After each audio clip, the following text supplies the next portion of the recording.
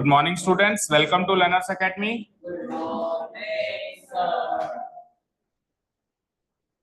ठीक है.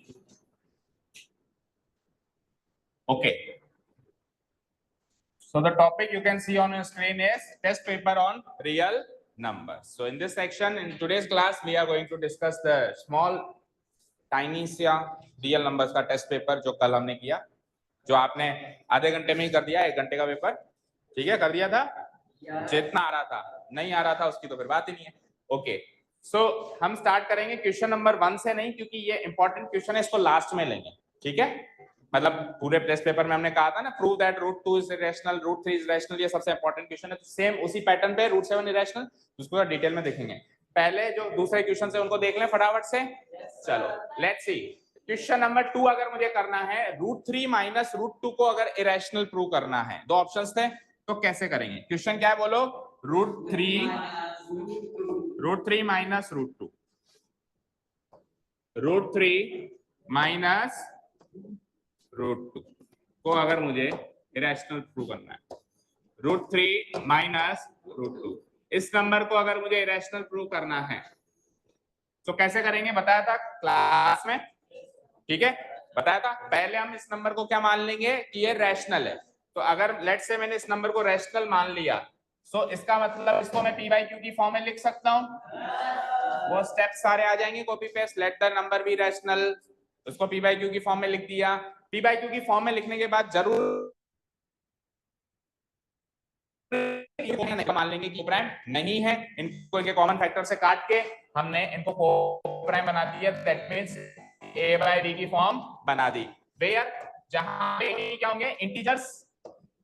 Where a and b integers and b is not equal to 0 integers. क्या?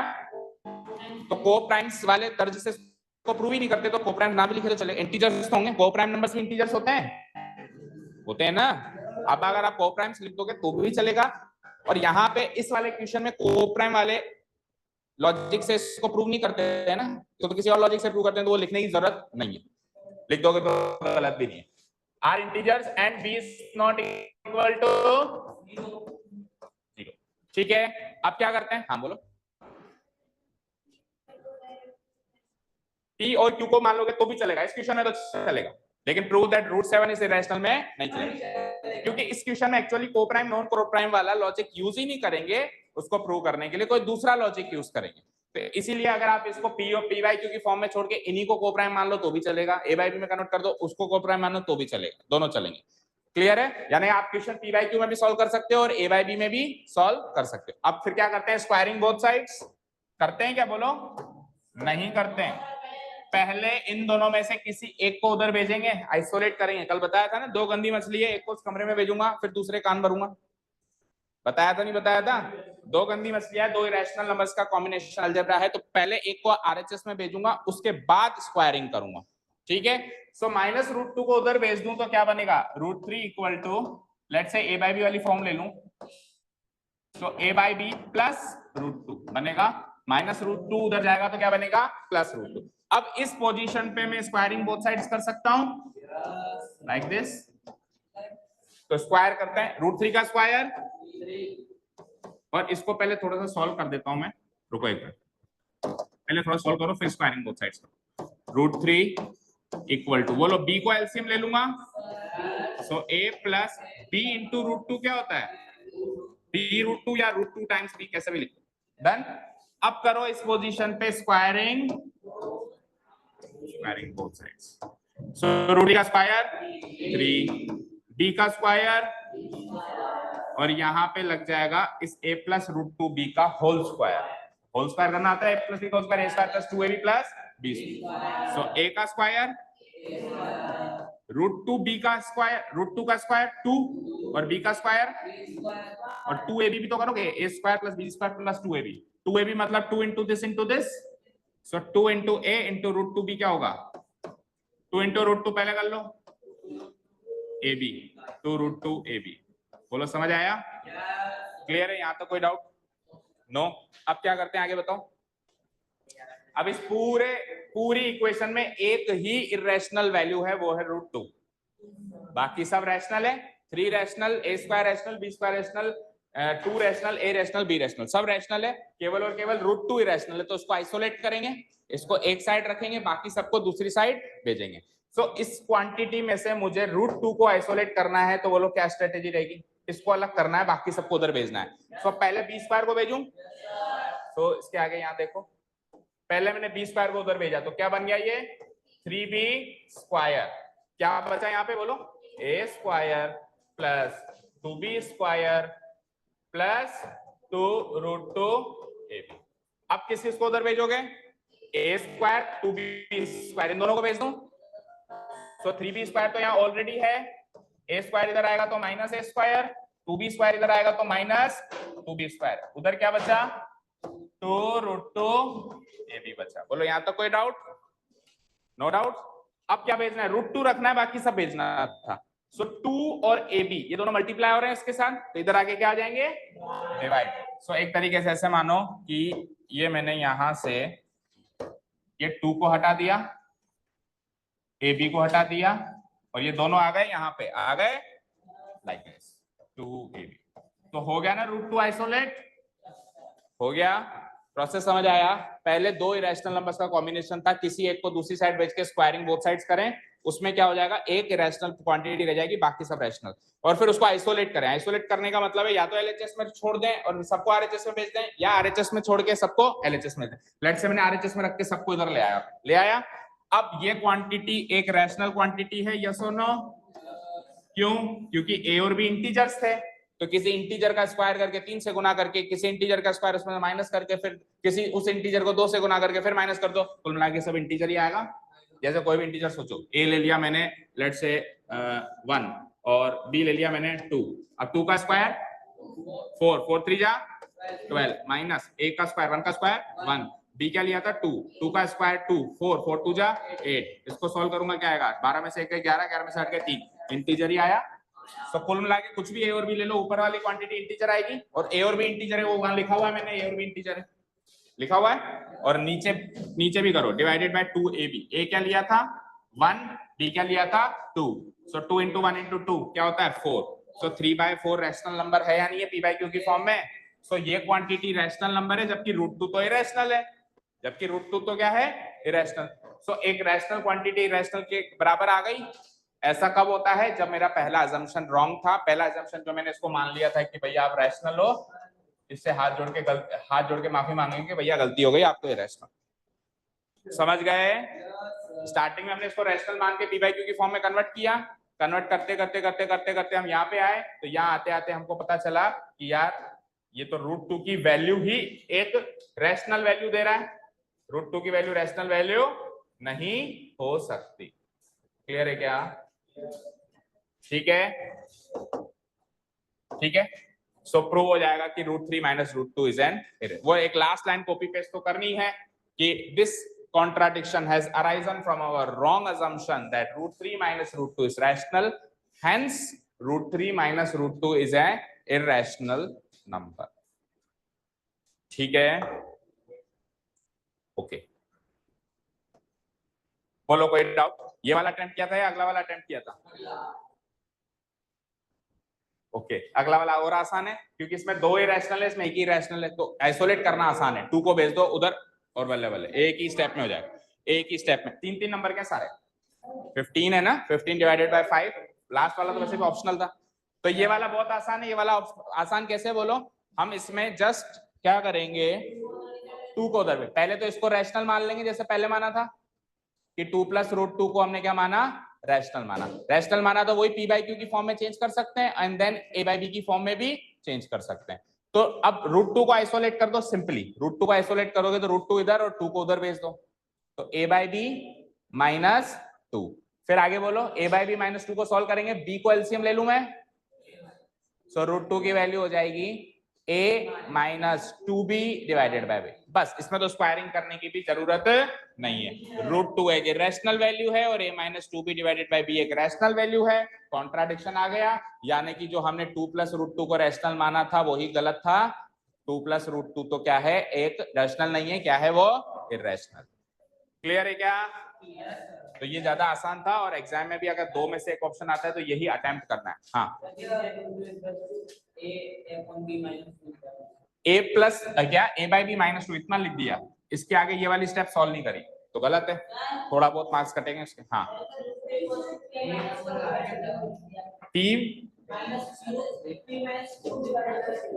p minus Q, अरे solution गलत किया, इसको करेक्ट कर दो। देखो प्रॉब्लम ये नहीं है कि आपने a बाई बी की वैल्यू में सॉल्व किया है या p बाई क्यू की वैल्यू में सॉल्व किया। p बाई क्यू की वैल्यू में सॉल्व करो तो भी करेक्ट है, a बाई बी की वैल्यू में सॉल्व करो तो भी करेक्ट है, लेकिन सॉल्यूशन अगर गलत है तो उसको करेक्ट करो, करेक्शन के मार्क्स काटिए। हाँ, नहीं गलत है, a बाई बी लिख के छोड़ दिया तो गलत है, आधा मार्क्स दे दो सांत्वना का।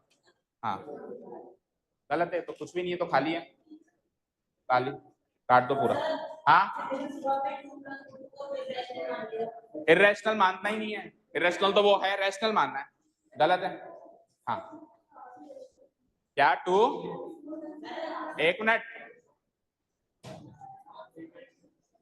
नहीं ऊपर से लेके क्या तक है सारी, बाकी सब सही है, एक आध स्टेटमेंट गलत है तो कोई प्रॉब्लम नहीं। हाँ जी, एंड एनी अदर। हाँ,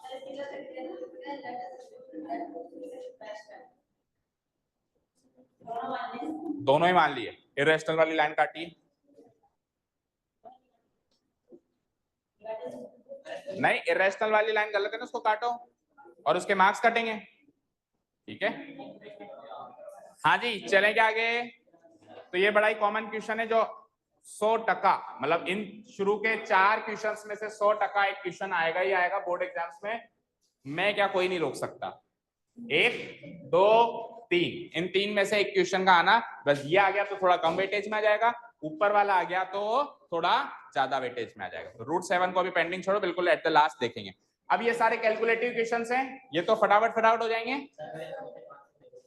क्यों, इसको भी देख ले फटाफट, सबको ही छोड़ोगे क्या। देखो थर्ड वाला देखो, दो, कल इसको मैंने समझाया था, 2 मिल्क के कंटेनर हैं, 2 दूध के, ठीक है, आपको चेक करना है लेकिन आपको खुद को समझने में ज्यादा ध्यान देना है, ऐसा नहीं कि मैं चेक करने में ही लगा हुआ और सर क्या समझा रहे हैं उसका पता ही नहीं। मेन पर्पस ये एनालिसिस क्लास का है कि आपको खुद को पता होना चाहिए क्वेश्चन कैसे अटेम्प्ट करना है, ठीक है, और चेक करना तो एक सेकेंडरी काम है, प्राइमरी काम ये, ओके।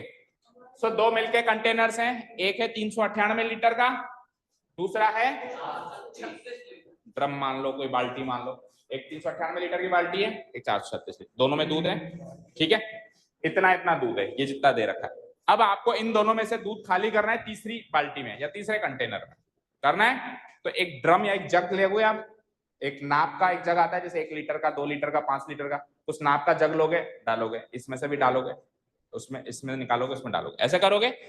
तो करते करते करते करते एट द लास्ट फाइनली क्या हुआ कि इस वाले 398 में से तो 75 लीटर रह गया, उसमें दूध रह गया खाली, और 436 वाले कंटेनर में कितना रह गया, 11 लीटर दूध रह गया, इसमें इतना रह गया, इसमें इतना रह गया। अब आपको पता लगाना है कि वो जग जिससे आप डाल रहे थे वो कितने लीटर का था, वो कितने लीटर का जग था। क्या क्वेश्चन है, what will be the maximum capacity of the drum, drum बोले तो वो जग है, ड्रम का मतलब यहाँ पे वो जग है ना, तो उस जग की मैक्सिमम कैपेसिटी क्या हो सकती है भाई, वो 1 लीटर का भी हो सकता है, 2 लीटर का भी हो सकता है, 3 लीटर का भी हो सकता है, ज्यादा से ज्यादा वो कितने लीटर का जग हो सकता है, ये मेरा क्वेश्चन है। समझ आया, सबको समझ आया। अब एक इसको छोड़ो, एक छोटा सा एग्जांपल लेते हैं, मान लो मेरे पास यहाँ पे 10 लीटर है, थोड़ा छोटा एग्जांपल लेते हैं, फिगर्स को थोड़ा छोटा करते हैं समझने के लिए। मान लो एक ड्रम में 10 लीटर लिक्विड है और एक ड्रम में मेरे पास 15 लीटर लिक्विड है, कितना है 10 15, कितना है यहाँ पे। अब सोचो अगर मेरे पास 1 लीटर का जग है तो 10 बार में 10 लीटर खाली हो जाएगा, और उसी 1 लीटर के जग से 15 बार में ये वाला ड्रम भी खाली हो जाएगा, तो 1 लीटर का तो हर जगह काम करेगा, करेगा ही करेगा। अगर मेरे पास 2 लीटर का जग होता तो 10 लीटर का तो 5 बार में खाली हो जाता, 2 2 2 2 2 5 बार में खाली हो जाता, लेकिन 15 लीटर का खाली हो पाता है क्या, नहीं, क्योंकि 2 2 2 2 2 7 बार में 14 लीटर तो खाली हो जाता, लेकिन 1 लीटर बच गया, उसको 2 लीटर के जग से कैसे खाली करेंगे, नाप ही नहीं बैठेगी भाई, वो पूरा आ रहा है तो मैं मान लूंगा 2 लीटर है, लेकिन वो आधा है तो हमको मुझको क्या पता भाई वो कितने लीटर है, ठीक है, क्लियर है, समझ आया। यानी कि आपको जग ऐसा लेना है जो परफेक्टली दोनों को डिवाइड करता हो, जैसे एक 1 लीटर का ले लिया तो एक, जागृत खड़ा वहां से, स्टैंड अप, खड़ा फटाफट, ये कॉपी लेके उधर गेट पे जा खड़ा हो जा। हाँ तेरी भी प्रॉब्लम है वो, जब मैं कह रहा हूं आवाज नहीं आनी चाहिए, समझ में नहीं आती, एक बार यहाँ पे आके खड़ा हो जा, जाके दिखता रहे। हाँ बस यहाँ सही है। सो मेरे को एक जग की कैपेसिटी ऐसी लेनी है जो दोनों को पूरा पूरा डिवाइड करे। सो 10 को और 15 को दोनों को डिवाइड करने वाले नंबर्स बड़ा सा बड़ा क्या होता है 5, यानी कि दोनों का HCF होता है, नहीं होता है। अगर मैं 5 लीटर का जग ले लूं तो 2 बार में ये खाली हो जाएगा 10 लीटर वाला ड्रम, और 3 बार में 15 लीटर वाला ड्रम खाली हो जाएगा। सो एक कॉमन जग मैं 5 लीटर का लाऊंगा मार्केट से, जो इसको भी खाली कर सकता है, इसको भी खाली कर सकता है। दैट मींस जो कैपेसिटी है उसका HCF लेना है, 10 और 15 का HCF लिया तो इधर कैपेसिटी ज्यादा है तो इन दोनों का क्या लेना है HCF। लेकिन प्रॉब्लम यह है कि इधर इस जो मैंने एग्जांपल दिया उसमें तो ड्रम को पूरा खाली करना था, यहाँ पे पूरा खाली नहीं करना, इसमें इतना छोड़ना है, इसमें इतना छोड़ना है। तो जो छोड़ना है वो पहले ही हटा दो ना। जैसे 75 लीटर इसमें छोड़ना है ना, तो 398 में से 75 लीटर पहले ही हटा दो, हटा दिया। अब जो बचा वो तो पूरा खाली करना है, अब जो बच गया वो तो पूरा खाली करना है। और इसमें 11 लीटर छोड़ना है तो 436 में से 11 पहले ही हटा दो। अब जो बच गया 425 लीटर वो पूरा ही खाली करना है। तो सिंपल सा लॉजिक है, जो रिमाइंडर बच रहे हैं उनको पहले ही माइनस कर दूं, और जो नंबर अब मिला माइनस करने के बाद उनका HCF निकालना था। दैट्स इट, इतना सा काम करना था। ठीक है, कैसे देखो, टोटल कैपेसिटी कितनी है मेरे पास, दोनों की जग उसकी जग क्या है, क्या नाम लिया है उन्होंने, जग लिया है, ड्रम लिया है, कंटेनर लिया है ना। सो लेट्स से ये है कंटेनर 1, कंटेनर 1, एंड ये है कंटेनर 2।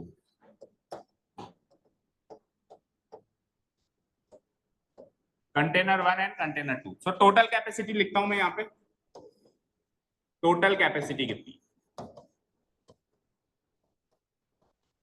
बोलो टोटल कैपेसिटी कितनी है, इसकी कितनी है कंटेनर 1 की 398 लीटर्स, इसकी बोलना 436 लीटर्स। डन। अब बचाना कितना है, रिमाइंडर्स कितना शेष छोड़ना है मुझे दोनों में, वो लिख देते हैं। कितना छोड़ना है बताओ, इसमें तो पहले वाले में कितना छोड़ना था 75 लीटर्स खाली छोड़ना है इसको, मतलब इतना खाली करना है, 75 लीटर्स ही छोड़ना है उसमें लिक्विड, इसमें 11 लीटर्स छोड़ना है। तो जो आपको छोड़ना है, जैसे सपोज करो मैं मार्केट से ड्रम लेके आया, मेरे को पापा ने बोला कि इसको बांट दो सब में, जितने भी लोग हैं सब में थोड़ा थोड़ा दूध दे दो, 75 लीटर मेरे घर के लिए छोड़ देना। तो आप क्या सोचोगे, पहले ही निकाल लूं यार, पता नहीं बाद में बचे ना बचे, करोगे। तो ये 75 लीटर छोड़ना था ना, पहले ही निकाल दो, अब जो बचा उसको बांट दो, समझ गए। अब उसको खाली कर दो, 75 लीटर निकाल के अब जो ड्रम में कैपेसिटी है उसको जग से खाली करना स्टार्ट कर दो तीसरे कंटेनर में। डन। नहीं, गलत होगा, बिल्कुल गलत होगा। अगर मैं पहले इसका HCF निकाल लूंगा तो मुझे वो जग की कैपेसिटी आ रही है जो इन दोनों को खाली कर सकता है, तो वो तो इन दोनों को खाली करता है, बचाता थोड़ी ना है। अभी जैसे मैंने 10 और 15 का HCF ले लिया 5, तो 5 लीटर का जग 10 लीटर में से कुछ भी खाली छोड़ेगा क्या, छोड़ेगा ही नहीं ना, 15 में से छोड़ेगा। तो अगर मैं इन दोनों का HCF ले लूंगा तो आपने तो पूरा ही खाली कर दिया, कुछ बचाया ही नहीं। जो बचाना है उसको पहले ही बचा दो, फिर जो मिले उसको खाली करो। ठीक है, करें माइनस, रिमाइंडर अपने को ये छोड़ना है। सो रिमेनिंग लिख देता हूं मैं, ये तो है रिमाइंडर है ना। अब रिमेनिंग मिल्क या नेट मिल्क लिख दो, नेट कितना मिल्क है जो मुझे डिस्ट्रीब्यूट करना है। सो करो माइनस, 8 में से 5 जाता है 323 लीटर्स, फाइन। इधर बोलो 425 लीटर्स। अब आपको इतना इतना दूध खाली करना है, जैसे तीसरे कंटेनर में बड़े से बड़ा जग मार्केट से लेके आना है। सो वो जग जो होगा इन दोनों का क्या हो जाएगा, HCF हो जाएगा। और एक आपको हिंट भी दिया था, आपका आंसर दिए हुए फिगर से अगर छोटा आए तो HCF निकलता है, और दिए हुए फिगर से बड़ा आए तो LCM निकलता है। तो आप जग जो लाओगे खाली करने के लिए वो उस कंटेनर की साइज से छोटा ही लाओगे, बड़ा लाओगे भाई। 323 लीटर का अगर आपका कंटेनर है तो 400 लीटर का जग थोड़ा लेके आओगे, छोटा ही लाओगे ना। सो आपका जो आंसर है, जो आपको निकालनी है वैल्यू, वो अगर इससे छोटी आने के चांसेस हैं तब तो क्या निकलता है इनका HCF, और इससे बड़ी आने के चांसेस है, तो क्या निकलता है? एलसीएम, क्योंकि एलसीएम हमेशा दिए हुए डेटा से बड़ा होता है और एचसीएफ हमेशा दिए हुए डेटा से छोटा होता है। अभी मुझे जग की साइज निकालनी है, ऑब्वियसली इनसे छोटी होगी, यहाँ से हिंट मिल गया यार, एचसीएफ निकालना होगा। Okay done. ओके अब 323 और 425 का एचसीएफ कैसे निकालता है? निकालो, गो ऑन। 323 का प्राइम फैक्टराइजेशन करिए फटाफट। पहले किससे कटेगा, बाद में किससे कटेगा? एवरीथिंग। बोलो पहले किससे कटेगा? किससे कटेगा? 2 से कटेगा क्या? ना। फिर आगे बढ़ो। 3 से कटेगा क्या? ना। 5 से कटेगा क्या? 7 से कटेगा? चेक कर लिया। ओके सो 7 4 जा 28। कहां कटेगा 7 से? हाँ आगे बोलो। 7 के बाद अगला प्राइम नंबर 11 से कट रहा है। 22 11 2 जा 22 103 कहां कट रहा है? अच्छा सॉरी 11 2 जा 22 103 नहीं कट रहा है 11 से भी। अगला प्राइम नंबर 13 से काटो। अब टेबल्स आनी चाहिए क्विकली। 13 2 जा 26 क्या बचा? 6 63। सो 13 में 63 नहीं है। 13 के बाद आओ 17 17 2 जा 34 होता है। 17 1 जा 17 रिमाइंडर कितना बचा? 15 153 17 9 जा 150 और जो बचा वो खुद एक प्राइम नंबर है। 19 भी एक प्राइम नंबर है, जो बचा वो भी एक प्राइम नंबर। तो आप क्यों एक्सपेक्ट करते हो कि मेरे को 10 का प्राइम फैक्टराइजेशन करवाएगा या 20 का कराएगा या 50 का? ऐसे नंबर्स का भी प्राइम फैक्टराइजेशन करवा सकता है। उसके लिए टेबल्स अच्छी तरीके से याद होनी चाहिए, तो अच्छे से कर लोगे, नहीं तो जोड़ गुणा बाकी करते ही रह जाओगे कि 323 किससे कटता है। ठीक है सो इसका प्राइम फैक्टराइजेशन क्या हुआ बोलो? 17 इंटू सो मैं 323 को लिख सकता हूं 17 इंटू 19 323 इक्वल टू 17 इंटू 19। इधर बताओ 425 तो 3 से कटेगा क्या? 3 से नहीं 5 से कटेगा सीधे। सो 425 को मैं काटूंगा, 5 से कटेगा तो क्या बचेगा? 85। अगेन 5 से कट जाएगा 17। सो 5 into 17 that means 5 square into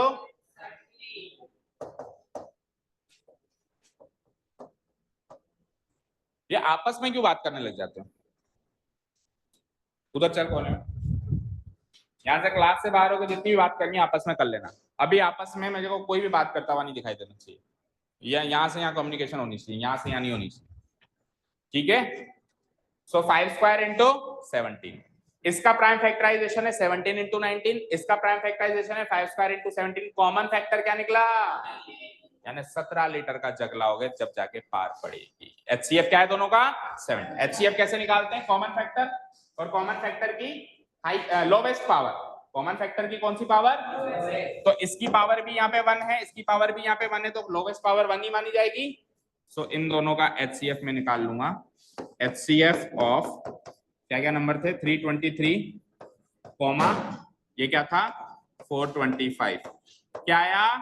17 litre और 17 लीटर का ड्रम। ये आंसर है। हाँ बोलिए।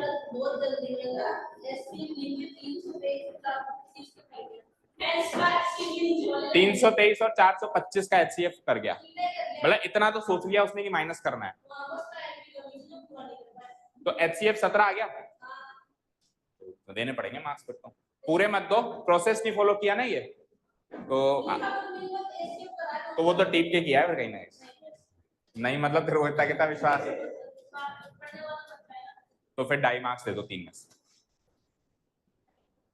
2.5 मैथ्स की क्लास में तो पूछ रहा है 2.5 क्या होता है, शर्म कर थोड़ी सी। इन दोनों का एचसीएफ निकाल दिया तो उसको सांत्वना का, और एचसीएफ सही निकाला तो 1 नंबर। अच्छा सांत्वना के 3 नंबर, अगर ओरिजिनल नंबर्स का एचसीएफ निकाल दिया किसी ने और एचसीएफ सही निकाल दिया तब 1 नंबर दे देना सांत्वना का। ओए बोल रहा हूं ना मैं कि आपस में बात नहीं करनी है। उसी का एचसीएफ निकाल दिया तो हाँ कोई बात नहीं, माइनस किया है ना उसने, कहीं ना कहीं तो किया है। ऐसे माइनस करके दिखाना 10th क्लास में कोई जरूरी नहीं है 436 माइनस 11 बराबर 400, उसने कर दिया कहीं ना कहीं से कि 425 का उसको एचसीएफ निकाला, करेक्ट है वो। Okay done clear. अब देखो इसको क्रॉस वेरीफाई करते हैं। 17 लीटर का लेकिन 398 बहुत कम से कम 20-25 ड्रम निकालने पड़ेंगे। देखो एक ध्यान से सुनो, चलो 17 लीटर के 10 डब्बों से 170 लीटर निकल जाएगा। सोचो जरा ध्यान से, 10 बार ऐसे करेंगे तो 170 लीटर निकल जाएगा क्या? 20 बार करेंगे तो कितना निकलेगा? 340 लीटर्स। और 20 के बाद 21 कितने बच गए? 340 माइनस करना, कितने बच गए? 48 लीटर्स बच गए। तो 75 लीटर बचाना था ना, लेकिन 20 डब्बे मत निकालो क्योंकि आपको कितना बचाना है? 75 लीटर बचाना है। तो आप 19 डब्बे ही निकालो। 17 के कितने निकालो? 19 डब्बे। 19 डब्बे निकालते ही आपके 75 लीटर इधर बच जाएगा। और 17 लीटर के 25 डब्बे यहां से निकाल लो तो आपके 11 लीटर यहां बच जाएगा। ठीक है, क्वेश्चन डन, ओवर। बोलो। तो बताया ना मैंने, अगर एलसीएम एचसीएफ निकाला है ना, अगर किसी ने पहले वाले डेटा का ही एचसीएफ निकाल दिया और करेक्ट निकाला है तो एक नंबर दे दो। अच्छा, इसका एचसीएफ क्या आएगा वो भी बताओ। इसमें 2 ही कॉमन फैक्टर है। 199, अच्छा 199 बचता है और यहाँ पे 218 218 बचता है और 199 प्राइम नंबर है ना। 199 प्राइम नंबर है, ठीक है। हाँ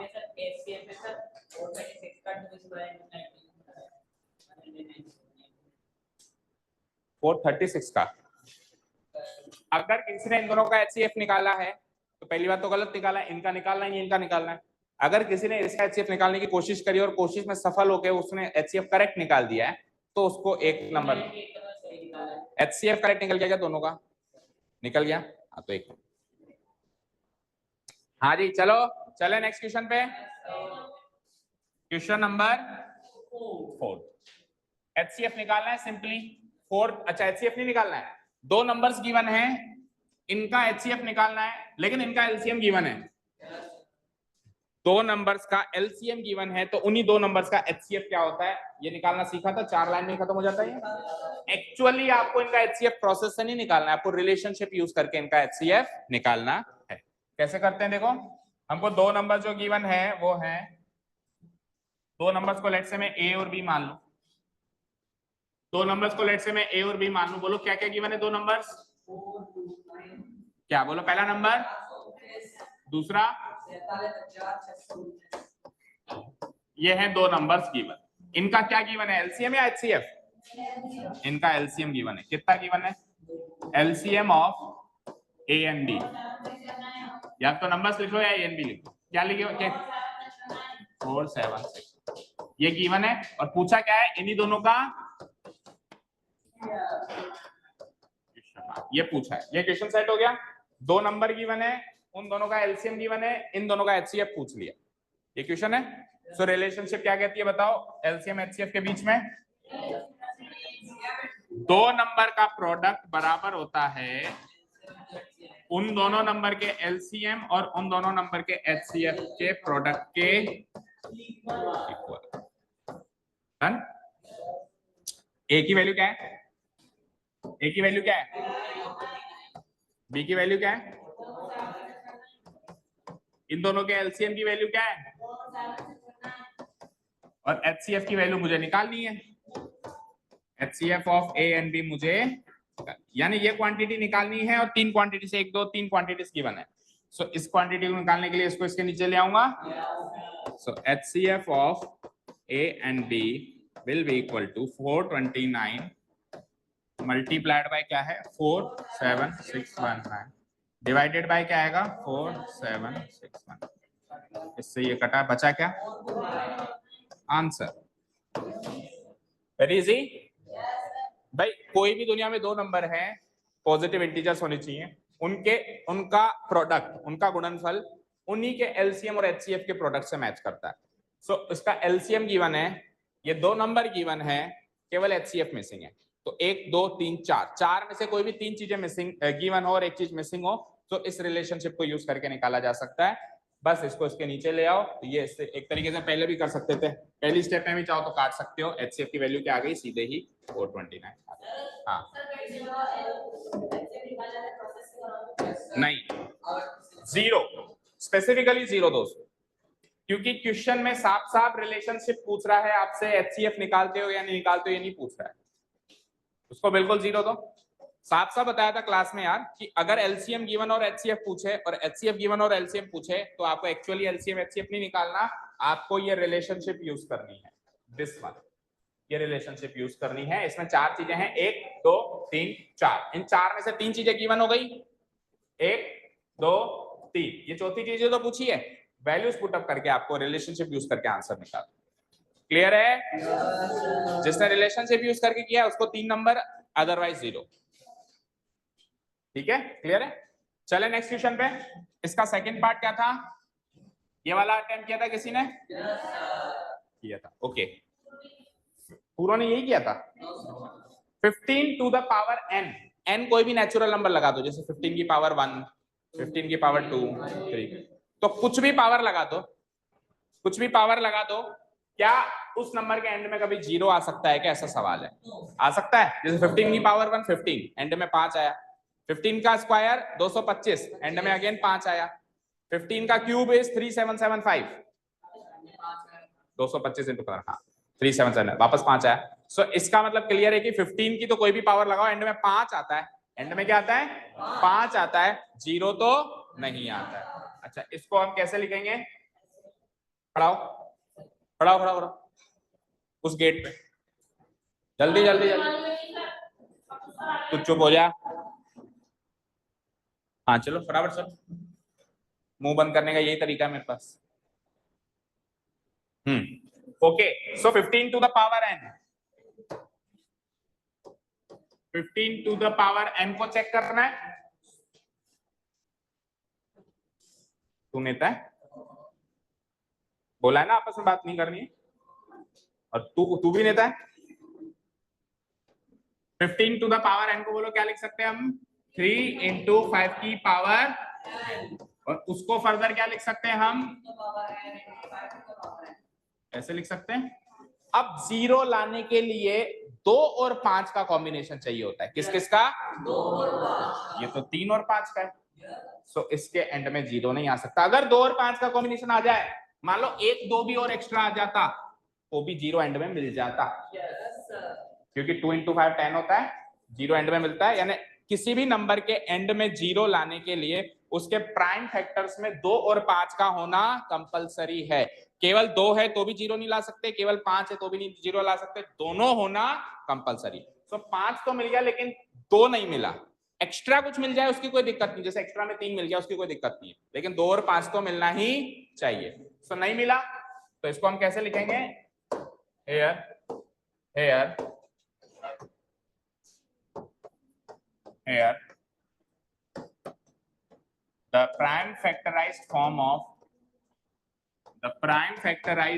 of तीन नंबर का है, कितनी बार बोलूं? Form of 15 to the power n is not of the form. कौन सी फॉर्म का चाहिए होता है आपको? Is not of the form 2 to the power n into 5 to the power n। so 15 to the power n can never end या cannot end, can never end with the digit 0। Easy था ज्यादा, उससे भी ज्यादा। वैसे तो पहले वाला भी इजी था, with the digit 0। अगर 2 और 5 मिल जाए तो यस कर देना, 0 से एंड होगा। और 2 और 5 की फॉर्म का ना मिले, यानी 2 to the power n into 5 to the power m, इस फॉर्म का वो ना मिले, नहीं मिल रहा ना इस फॉर्म का वो, तो कह देना डिजिट एंड से 0 ये कभी नहीं हो सकता। हाँ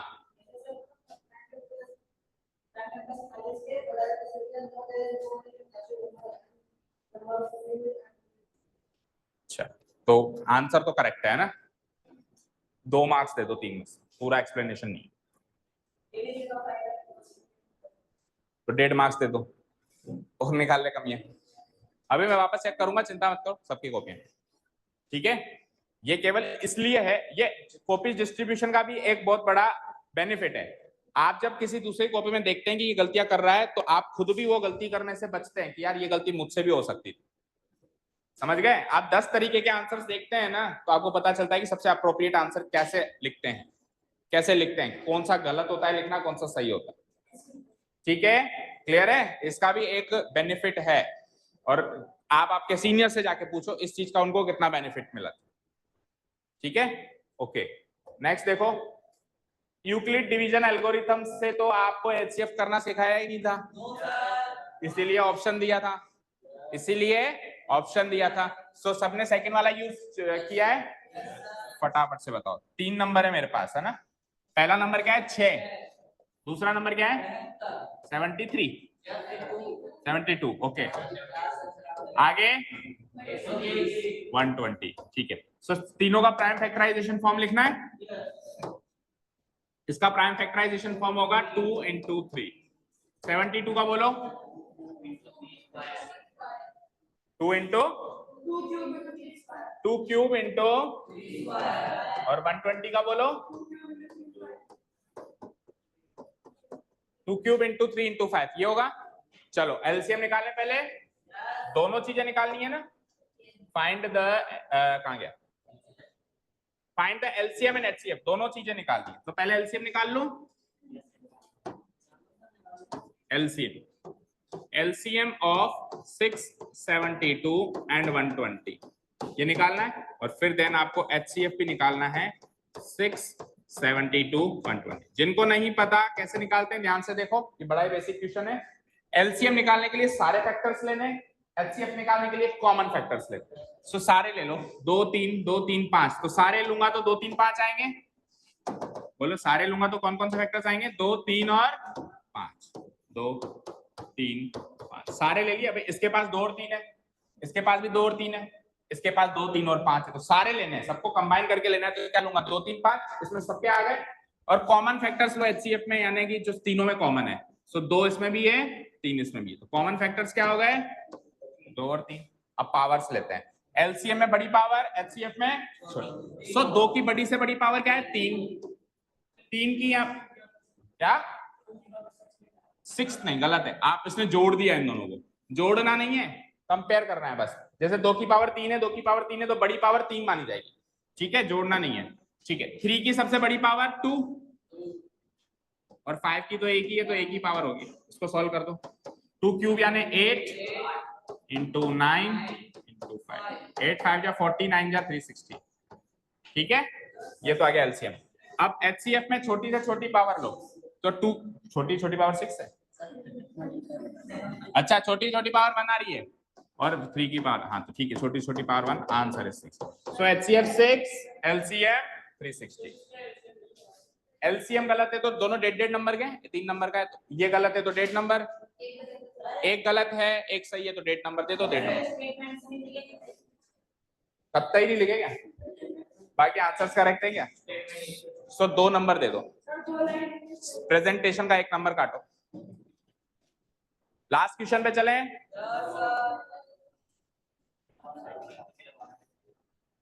सारे ही कराने, दोनों ही कराने मुझे, चले क्या, ठीक है। अब एक बार पहले ये ऑप्शनल क्वेश्चन देख लो, इसमें केवल आपको रैशनल है या इरेशनल है इतना बताना था, ओके। सो पहला वाला बताओ, रैशनल है या इरेशनल, रैशनल है ये, बेटा सॉल्व करना जरा। √2 का स्क्वायर 2, √3 का स्क्वायर 3, और 2ab भी तो करोगे, 2ab करोगे यानी 2 into √2 into √3 करोगे तो क्या आएगा 2√6। तो इसका आंसर हो जाएगा 2 + 3 यानी 5, 5 + 2 √6। रैशनल हुआ, इरेशनल हुआ, इरेशनल। √6 एक गंदी मछली मिल गई, तो एक पार्ट भी अगर इरेशनल है तो पूरा नंबर ही इरेशनल। तो पहले का आंसर इरेशनल। सेकंड देखो, ये बताओ, देखो ये आप ध्यान से देखो, a + b into a - b की फॉर्म का दिख रहा है, and what is a + b into a - b, a² - b²। So a का स्क्वायर यानी √3 का स्क्वायर, √3 का स्क्वायर 3, b² यानी √2 का स्क्वायर, √2 का स्क्वायर यानी 2, 3 - 2 यानी 1, 1 रैशनल है, रैशनल है, तो इसका आंसर हो गया रैशनल। हाँ कैसे भी कर सकता है, सबको सबसे करके भी कर सकता है, और वैसे भी इसमें मैंने रैशनल इरेशनल पूछा था, बस प्रोसेस आप जानो आपकी, ठीक है। हाँ कर सकता है। 6 / 3√2 बताओ, रैशनल इरेशनल। देखो 3 से 1, 3 से 2 कट गया, और क्या बचा 2 / अब 2 को क्या लिख सकते हो, √2 into √2 डिवाइडेड बाय √2, एक √2 कट गया, √2 इरेशनल है, तो ये नंबर भी इरेशनल है, इरेशनल, ठीक है। ये बताओ, देखो इसका रूट निकाला जा सकता है, इसका रूट होता है 0.2, आप 0.2 का स्क्वायर करो तो ये अंदर वाला नंबर मिलेगा। अगर आप 0.2 का स्क्वायर करो तो अंदर वाला नंबर मिलेगा ना। 0.2 का अगर मैं स्क्वायर करूं तो 0.04 ही मिलेगा ना भाई, मिलेगा। सो उसका स्क्वायर रूट 0.2 हो जाएगा। इवन 0.2 भी नहीं लिख सकते, प्लस और माइनस 0.2। सो दोनों प्लस ले लो या माइनस ले लो, दोनों ही रैशनल है। सो इसका आंसर हो गया ये रैशनल। रूट 27 इसको सॉल्व करोगे तो 3 इंटू 3 इंटू 3 का रूट। सो एक पेयर कंप्लीट हुआ तो उसको 3√3 लिखेंगे, और 3√3 क्या है, इररेशनल। डन। और क्यूब रूट ऑफ 27 ये रैशनल है, ये रैशनल है। क्यों? क्योंकि 3 इंटू 3 इंटू 3 इसमें भी करेंगे, लेकिन इसमें क्यूब रूट करना है। क्यूब रूट करना है तो 3 का ग्रुप बनाना पड़ेगा। 3 का ग्रुप बनाएंगे तो कोई अंदर बचेगा ही नहीं, 3 बार आ जाएगा। सो ये रैशनल है। उसमें तो 2 का ग्रुप बनाना था स्क्वायर रूट में, तो एक 3 अंदर बच गया, लेकिन क्यूब रूट में तो 3 का ग्रुप बनाएंगे तो कोई भी अंदर नहीं बचेगा। सो ऊपर वाला तो है रैशनल, नीचे वाला है, नहीं उल्टा बोल दिया, ऊपर वाला है इरेशनल, नीचे वाला है रैशनल। इधर आओ, 17/4। सो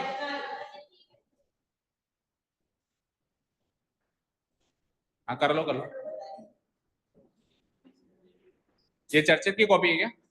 तो उसको कैसे पता होगा क्या लिखा है? तो मुझसे पूछ लेना लास्ट में। वो क्या यहाँ का मॉनिटर है, तो उससे पूछ रहा है। रूट 17 डिवाइडेड बाय 4 का रूट क्या होता है? 2।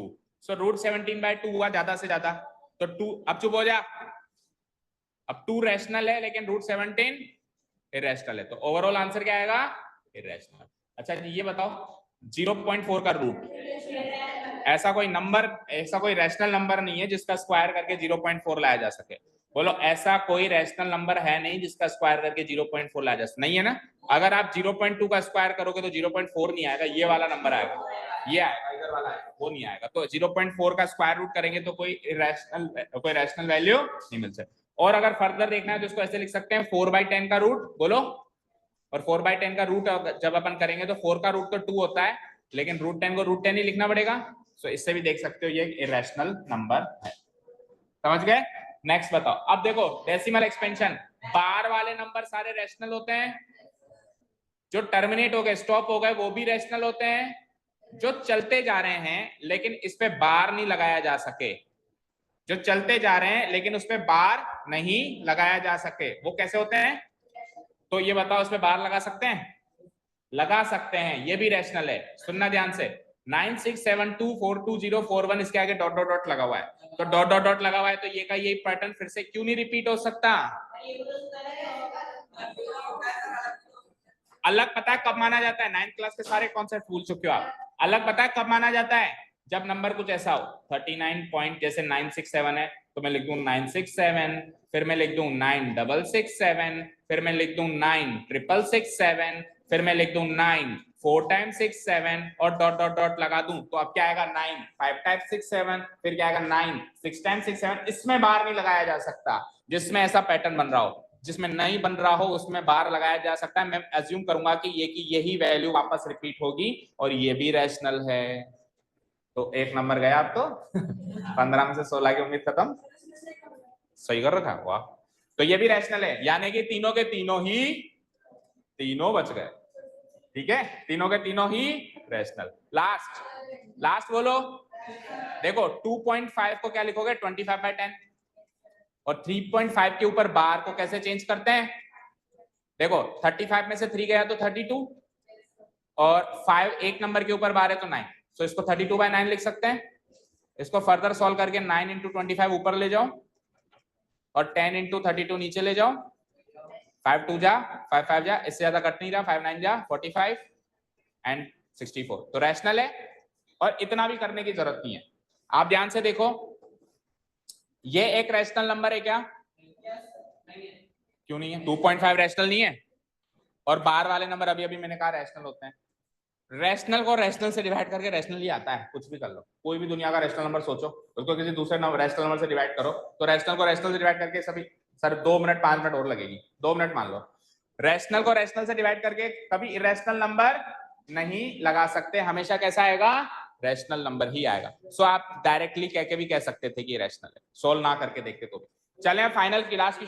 हाँ, अगर ये पूरे सही हैं तो 1 नंबर मिलेगा, नहीं तो कुछ नहीं मिलेगा।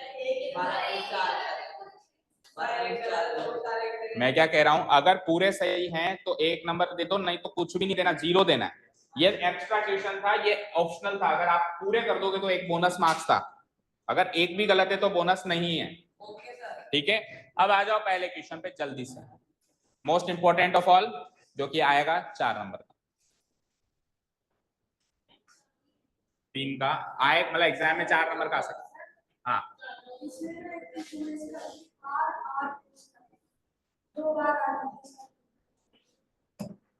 सारे सही है तो 1 नंबर बोनस का, कुछ भी गलत है तो 1 नंबर बोनस का नहीं है। क्लियर हो गई बात? मैथ्स का एग्जाम चल रहा है या इंग्लिश का चल रहा है? मैथ्स का चल रहा है, इंग्लिश का चल रहा है? इंग्लिश का चल रहा है, ओ मैथ्स का चल रहा है। तो मैथ्स का चल रहा है तो आर लिखना, इज लिखना, ये कोई मायने रखता है मैथ्स के पेपर में? ओके, हाँ जी आ जाओ। तो √7 को इरेशनल प्रूव करना है, बोलो। पहला असम्पशन क्या मान लेंगे भैया, आप रैशनल हो, आप रैशनल हो, तो आपको p/q की फॉर्म में डाल सकते हैं, डाल दो। वेयर वेयर बोलते जाओ, p and q are integers and q is not equal to, फिर इनके कॉमन फैक्टर से डिवाइड कर दूंगा तो कोप्राइम फैक्टर्स मिल जाएंगे मुझे, डिवाइड करके √7 बदल गया a/b की फॉर्म में, वेयर अब a और b क्या है, coprimes, where a and b are, कल कौन सा चैप्टर स्टार्ट करना है? ठीक है, कोप्राइम्स, ठीक है, where a and b are coprimes, ठीक है फाइन। अब क्या करना है, एक स्टेज कवर। अब क्या करते हैं, √7 इक्वल टू a/b को उठाते हैं और स्क्वायरिंग बोथ साइड्स करते हैं, ऐसे ही करते हैं।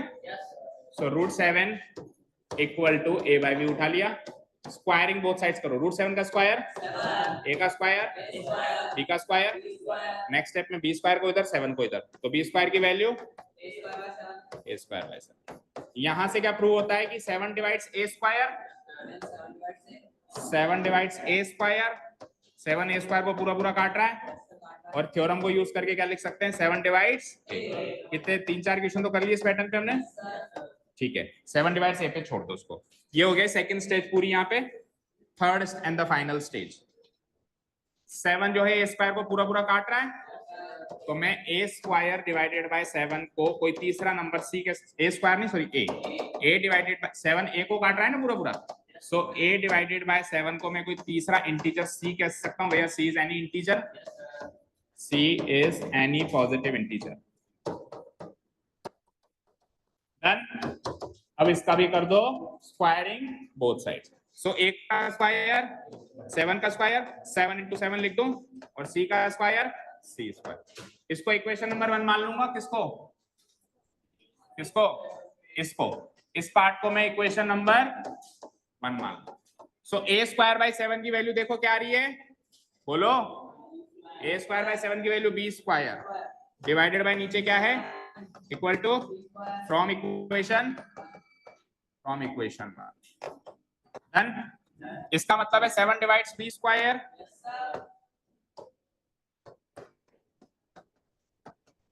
और 7 डिवाइड्स b स्क्वायर के बाद इसका मतलब है 7 डिवाइड्स, इसका मतलब है 7 डिवाइड्स b। सो पहले तो हमने प्रूव कर दिया कि 7 डिवाइड्स a, पहले हमने प्रूव कर दिया कि 7 डिवाइड्स, अरे 7 डिवाइड्स a, और बाद में हमने प्रूव कर दिया कि 7 डिवाइड्स b। सो 7 a को भी काट रहा है, 7 b को भी काट रहा है, तो 7 a और b का कॉमन फैक्टर हो गया। तो दोनों बातों को मर्ज करके एक बार फिर से लिख देना कि previously we got 7 divides a, then we got 7 divides b, so 7 is the common factor of a and b other than 1, of a and b other than 1। so final statement आ जाएगा, this contradicts the fact that a and b are co-prime, and this contradiction has arisen because of our wrong assumption that a √7 is irrational, therefore √7 is irrational। क्या लिखता है? हाँ ठीक है, वैसे लिखो मत ऐसे, हाँ